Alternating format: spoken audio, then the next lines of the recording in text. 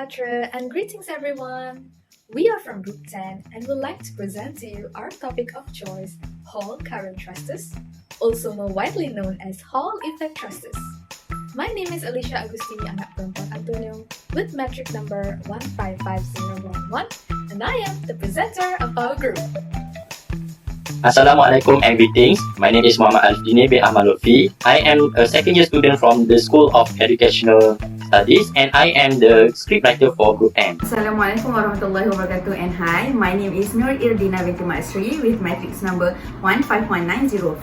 I am from School of Educational Studies and I am the editor of this group. Space exploration is one of the most vital contributions to mankind as it has helped broaden human communications, teach us more about the Earth and ourselves, conduct experiments, and many more. But the problem with it is that it consumes so much valuable fuel. However, with the invention of ion thrusters, such as Hall effect thrusters, space exploration has become much more accessible and efficient. In this video, we will discuss one application of physics that applies the concept of electricity and magnets, which is the Hall effect thrusters, that are also referred to as Hall thrusters or Hall current thrusters. So, what are the concepts and principles behind the Hall effect thrusters?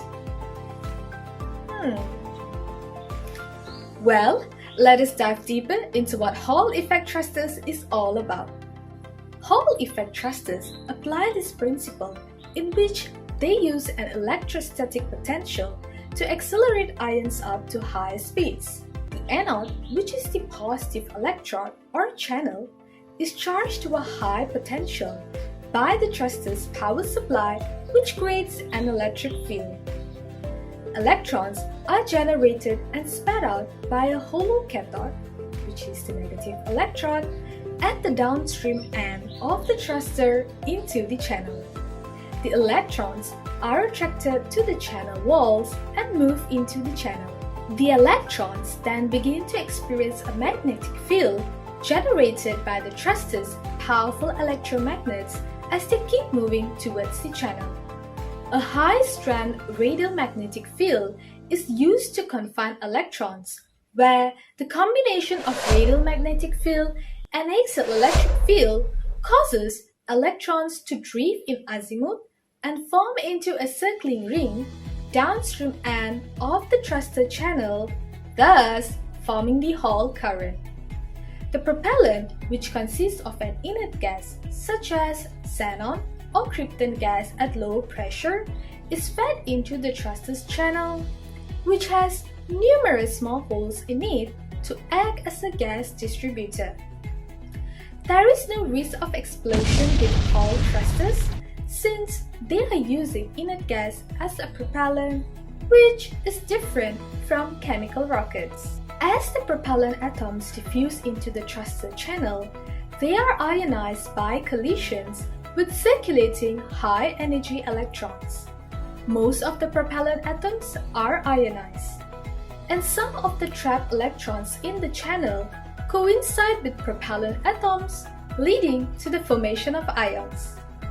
When the propellant ions are generated, the propellant ions are then accelerated by the electric field produced between the anode and the cathode.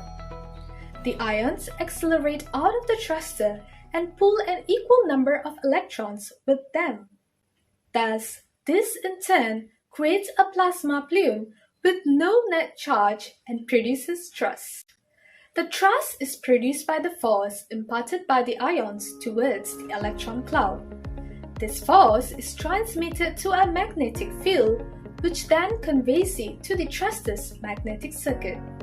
Because the electrons are extremely mobile, as well as attracted to the ions inside the beam, an equal amount of ions and electrons escape the thruster simultaneously timed. This means allowing the thruster to stay electrically neutral overall. Now, let us move on to the advantages of Hall effect thrusters.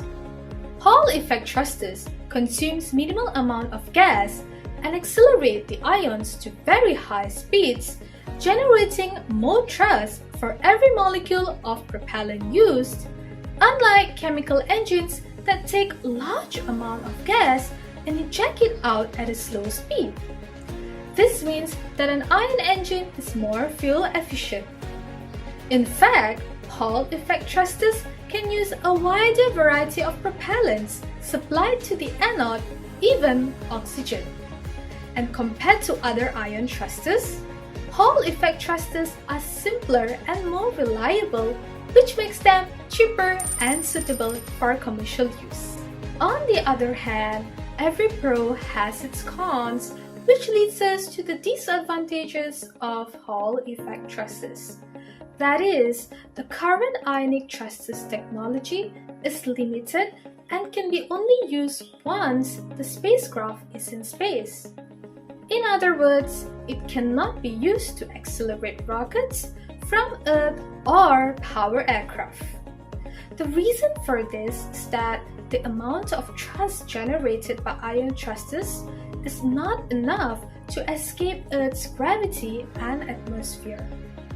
The low thrust, which is the acceleration produced, means that the spacecraft takes a way longer time to reach top speed compared to chemical propulsion engines. Now, you might be thinking, wow, Hall effect thrusters sounds so amazing, but what is it used for in real life? Well, currently, Hall effect thrusters are used for propulsion of spacecraft such as satellites, deep space probes, and space missions.